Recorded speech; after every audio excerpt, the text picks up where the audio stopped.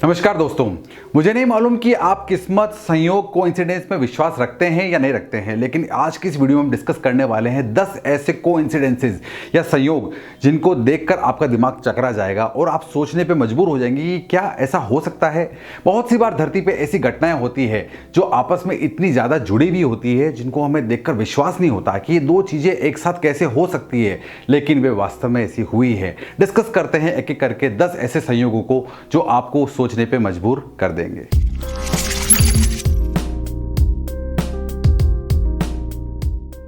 दोस्तों, टाइटैनिक जहाज के 14 साल पहले यानी कि 1898 में मॉर्गन रॉबर्टसन नाम के एक लेखक ने किताब लिखी थी जिसका नाम था फ्यूटिलिटी। इस किताब में उन्होंने एक जहाज के डूबने की कहानी बताई थी जिसका नाम था टाइटन।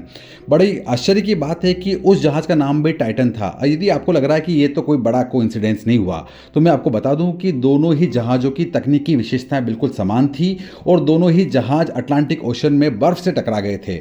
और यहाँ तक कि टाइटैनिक डूबने के बाद इस किताब को फिर से प्रकाशित किया गया और जिसका नाम रखा गया था द सिंकिंग ऑफ टाइटन। अब तो आप मान गए होंगे कि ये कोइंसिडेंस बड़ा रेयर है। दोस्तों, जिस कोइंसिडेंस की हम बात करने वाले हैं वो आपको किसी फिल्मी कहानी से कम नहीं लगेगा और पुनर्जन्म की घटनाओं को जरूर याद दिलाएगा। आपकी स्क्रीन पर दिखने वाली जो दो तस्वीरें हैं वो दो अलग अलग इंसानों की हैं, जिसमें पहली तस्वीर है एंजो फरारी की, जिन्होंने मशहूर फरारी कंपनी की स्थापना की थी, और दूसरी तस्वीर जो है मैसूट ओजिल की है, जो फेमस जर्मन फुटबॉलर हैं।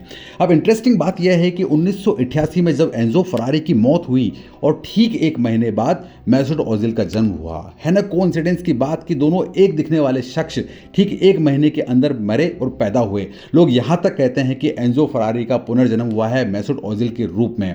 इन दोनों तस्वीरों को देखकर आपकी क्या राय है? इससे पहले कि आप अगले संयोग को एनालाइज करें, आप इन दो तस्वीरों को देखें। इन दोनों तस्वीरों को देखने पर आपको ऐसा लगेगा कि ये दोनों तस्वीरें एक ही व्यक्ति की हैं या ये दोनों जुड़वा बहनें हैं, लेकिन ऐसा है नहीं। जो पहली तस्वीर है वो जुबैदा थरवट की है, जो अपने जमाने की बहुत महंगी अभिनेत्री थी, और दूसरी जो है तस्वीर यह है जेनिफर लॉरेंस है, जो आज के समय में हॉलीवुड की सबसे महंगी एक्ट्रेस है। यानी कि एक ही चेहरा, बस अलग अलग समय पर जिनका जन्म हुआ है ना बड़ा कोइंसिडेंस? कुछ ऐसी ही घटना बरमुडा में जुलाई 1975 में घटी, जब 17 साल का एर्स्किन लॉरेंस नाम का एक बच्चा साइकिल से जा रहा था और पीछे से एक टैक्सी वाले ने उसे टक्कर मारी।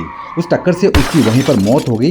लेकिन यह कोइंसिडेंस है कि उसके ठीक कुछ समय बाद जब उसका छोटा भाई भी वहां से गुजरा था, उसकी उम्र भी 17 साल की थी, तब उसी टैक्सी वाले ने उसे फिर से टक्कर मारी और उसी टैक्सी से, उसी ड्राइवर से इसके भाई की भी यहाँ मौत हो गई। यानी कि दोनों भाइयों की उम्र 17 साल थी, जगह भी एक थी, ड्राइवर भी सेम था और टैक्सी भी सेम थी। दोस्तों, मशहूर कार्टून प्रोग्राम सिम्पसंस ने 2000 में एक बार एक भविष्यवाणी की थी जिसमें उन्होंने डोनाल्ड ट्रंप को अमेरिकी राष्ट्रपति के रूप में बताया था, और उस वक्त लोगों को बड़ा मजाक लगा था कि यार ये व्यक्ति ऐसा हो सकता है क्या। 2015 में उन्होंने एक बार फिर से अमेरिकन राष्ट्रपति को 2024 का प्रेसिडेंट बताया और तब भी लोगों को मजाक लगा, लेकिन दोनों ही बातें बिल्कुल सच साबित हुई। और आप देख सकते हैं कि 2024 में भी एक बार डोनाल्ड ट्रंप फिर से अपनी दावेदारी जता रहे हैं। मुझे पूरी आशा है कि वो एक बार फिर से इसके प्रेसिडेंट बनेंगे, क्योंकि ये भविष्यवाणी मेरी नहीं, सिम्पसंस की है। दोस्तों, अगला आश्चर्यजनक संयोग जो हुआ है वो दो अमेरिकी राष्ट्रपतियों के बीच में हुआ है, जो है अब्राहम लिंकन और जॉन एफ कैनेडी।